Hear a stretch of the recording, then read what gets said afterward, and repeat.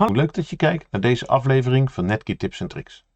Met de Netgear Tips en Tricks blogs en vlogs willen we je als ICT en of AV-professional kort informeren over een onderwerp of een interessante vraag die ik recent uit het veld kreeg toegestuurd.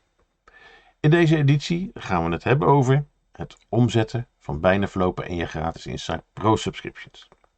Ik kreeg onlangs deze mail.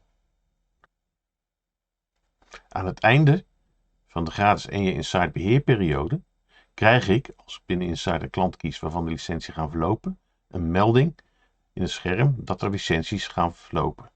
Nu heb ik 2 vragen. Eigenlijk zijn het er 3. Dus ik ga ze even noemen. Hoe gaat het aanschaffen en invoeren van Insight Pro licenties in zijn werk? Hoe kan ik zien hoeveel licenties ik nodig heb? En waar kan ik zien wat er toekomstig aan licenties gaat verlopen? Misschien zijn deze vragen interessant voor een webinar of blog. Nou, dat zijn ze inderdaad zeker. Maar voordat ik ga uitleggen, even een kleine opmerking. Bij Insight spreek je eigenlijk niet over licenties, maar over abonnementen. Ik meld het maar even specifiek, omdat het een ander licht werpt op de manier hoe je deze abonnementen kunt bestellen bij distributie. Maar straks meer daarover. Wat gaan we bespreken? Eerst ga ik in op de laatste vraag en laat ik zien in welke schermen je moet zijn om te zien welke devices er onder de gratis Insight Pro subscriptions vallen en wanneer deze verlopen, waar je de verloopdatum kunt terugvinden en bij welke organisatie het device thuis hoort. Op het einde van de sessie geef ik nog enige tips hoe je als reseller de subscriptions kunt inkopen en laat ik zien hoe je deze credits kan invoeren en onderverdelen bij de betreffende klant. In dit scherm laat ik je zien wat de vraagsteller bedoelt bij de inleiding van zijn vraag.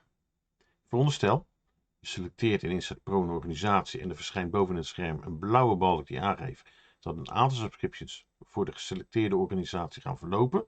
Wat kan je dan vervolgens doen? Ten eerste is het belangrijk om te zorgen dat je voldoende subscriptions key voorhanden hebt, zodat je deze kan invoeren wanneer je ze nodig hebt. Hoe je een Insight Pro key kunt invoeren en hoe je deze subscriptie kan koppelen aan een klant, zal ik je laten zien aan het eind van deze demo. Over het bestellen van de Insight Pro keys krijgen we ook regelmatig vragen en hiervoor stappen we even uit naar een volgende sheet. Eerst even voor de beeldvorming. Insight Pro is een oplossing voor value-added resellers, oftewel solution providers. Dan wel resellers die diensten verkopen aan een klant. Met Insight Pro kan deze reseller zowel netwerkbeheer, installatie en onderhoud remote uitvoeren. De benodigde Insight Pro subscriptions zijn dan ook specifiek voor de resellers en daarom alleen via een distributeur te bestellen die Netgear vertegenwoordigt. In principe kan je Insight Pro subscriptions key op dezelfde manier bestellen zoals je normaal je softwarelicentie zou willen bestellen. Maar mijn dringend advies is om niet de gegevens en het e-mailadres van de eindgebruiker op te geven, maar het e-mailadres van je eigen organisatie bij de klant. Hiermee voorkom je dat jouw keys op een verkeerde bestemming terechtkomen en voorkom je onnodig tijdverlies. Bestel je als reseller je keys op deze manier, dan heb je, als de distributeur jouw order gelijk naar ontvangst doorbestelt, de volgende dag je keys in de jou opgegeven e-mailbox. Nu is het best wel praktisch om te weten wat er binnenkort aan gratis subscripties gaat verlopen. En dat ga ik je laten zien met de volgende slides. Hier zijn we weer terug in het voorgaande scherm. Kies je hier rechtsboven voor het admin menu en dan voor account management. Dan kom je in dit scherm terecht. Omdat ik binnen de afgelopen 30 dagen geen subscripties heb ingevoerd, zien we momenteel niets in het scherm. Om meer gegevens boven het water te krijgen, kies je de pull-down menu rechtsboven voor last year. En na die selectie zien we 3 grijze balken verschijnen. Met op het einde tussen haakjes een aantal devices die onder deze categorieën vallen. De onderste grijze balk geeft meer informatie over de huidige devices met 1 jaar Insight Pro subscripties. Dus dan klikken we op het plusteken. Nu krijgen we een overzicht van alle huidige devices die onder die 1 jaar gratis regeling vallen. Links zien we het serienummer, met rechts de activatiedatum en daarnaast de datum waarop de subscription komt te vervallen. Ik heb voor de eenvoud de gegevens even omcirkeld die bij de verloopdatum behoren van de blauwe melding die ik me voorgaande slides liet zien. Om je uit te vinden over de gerelateerde serienummers kan je dit serienummer met je muis selecteren en kopiëren.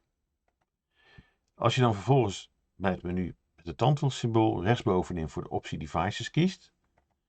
En je kopieert je serienummer in de tekstveld en je klikt vervolgens op Search. Dan filter je het gerelateerde device uit de lijst van al je devices en zie je dat deze hardware in mijn voorbeeld van het bedrijf Mural is. Met deze methode kan je anticiperen op wat er bij welk bedrijf aan Inside Subscriptions in de nabije toekomst nodig zou moeten zijn. Wellicht kan je met deze methode beter uit de voeten en dan ga ik je nu laten zien hoe je jouw subscriptions kan verdelen over de Inside klanten. We schakelen hiervoor door naar het subscription menu. Na een klik op dit menu zien we een overzicht van de actieve subscriptions. Bovenin het scherm zien we overigens de status en de verdeelde en nog beschikbare subscriptions. Als er nog voldoende subscriptions ter beschikking zijn, dan kan het benodigde aantal zonder het opvoeren van nieuwe subscriptions aan de klant worden toegevoegd. Zijn er niet voldoende subscriptions, dan kan je deze, nadat je ze ingekocht hebt, op maat invoeren door op de knop Add Purchase Confirmation Key te klikken.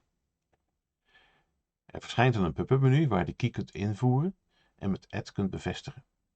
Kleine tip: als je grotere bundels wilt gebruiken, dan is het handig dat je deze bundel in relatief korte termijn aan kan spreken.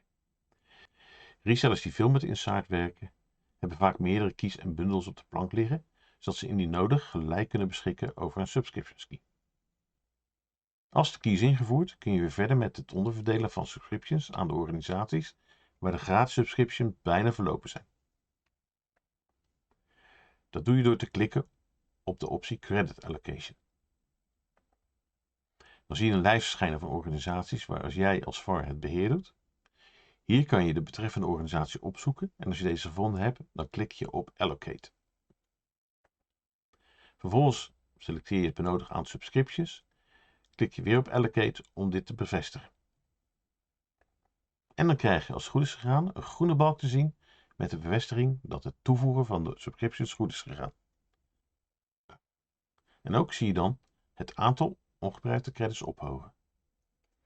Op het moment dat de gratis subscripties verlopen zijn, dan zal Inside de betaalde subscriptions automatisch toevoegen en kan je ongehinderd verder met het beheren van deze klant.